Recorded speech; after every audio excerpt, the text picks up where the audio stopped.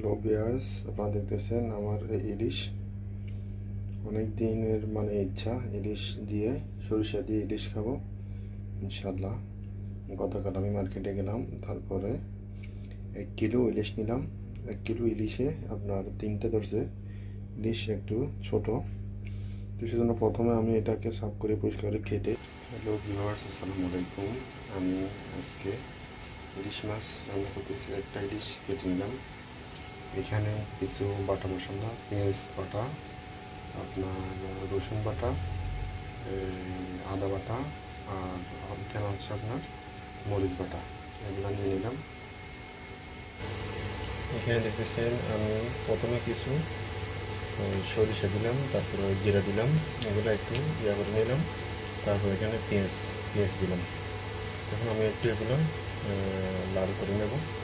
তারপর আস্তে আস্তে আমার যে বাটা আছে এগুলো, পেঁয়াজ বাটা, তারপর রসুন বাটা, আদা বাটা, মরিচ বাটা, এগুলো দেবো, ভালোভাবে কষাবো। তারপরে আমি দেখাচ্ছি কীভাবে রান্না করতেছি।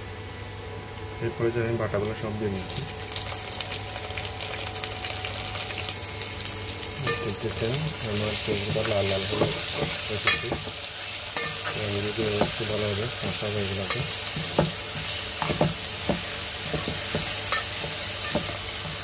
রান্নাবান্না করতে ভালো লাগে, তবে ভিডিও করা একটু কষ্টের,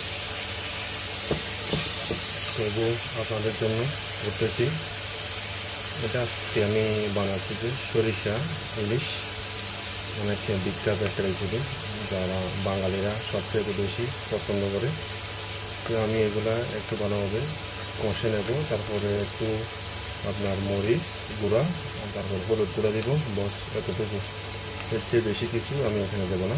তারপরে আমার যে ইলিশ মাছ আছে এগুলা দিয়ে আমি রান্না করব। তারপরে একদম লাস্টে আমি সরিষা বাটা দেবো। এই পর্যায়ে আমি একটু পানি দেবো, কেন আমি একটু পানি দিলাম, কারণ আমি অল্প হলুদ গুঁড়া আর অল্প মরিচ গুঁড়া দেবো। মশলা দেওয়ার আগে তখন অবশ্যই আপনারা একটু পানি দেবেন, তাহলে মশলাটা পুড়ে যাবে না। এই পর্যায়ে আমি এখানে সামান্য পানি করলাম, তারপরে সামান্য হলুদ, সামান্য মরিচ দিলাম। ইলিশ মাছ রান্না করার জন্য এত বেশি আপনার মরিচ মশলা দেওয়ার দরকার নেই। এখন আমি এগুলো ভালোভাবে কষিয়ে নেব। এই পর্যায়ে আমরা লবণ দেবো। আমি এখানে ইউজ করতেছি পিঙ্ক সল্ট, স্বাস্থ্যের জন্য অনেক ভালো। আমি পরিমাণ নেব। এই পর্যায়ে আমি আমার সরিষা বাটাটা দিয়ে দিলাম। দেখতেছেন কালারটা এখন মাশাআল্লাহ অনেক সুন্দর এসেছে। আমি আরও 10 মিনিট রান্না করব, তাহলে আমার ইলিশ মাছটা, সরিষা ইলিশটা হয়ে গেছে।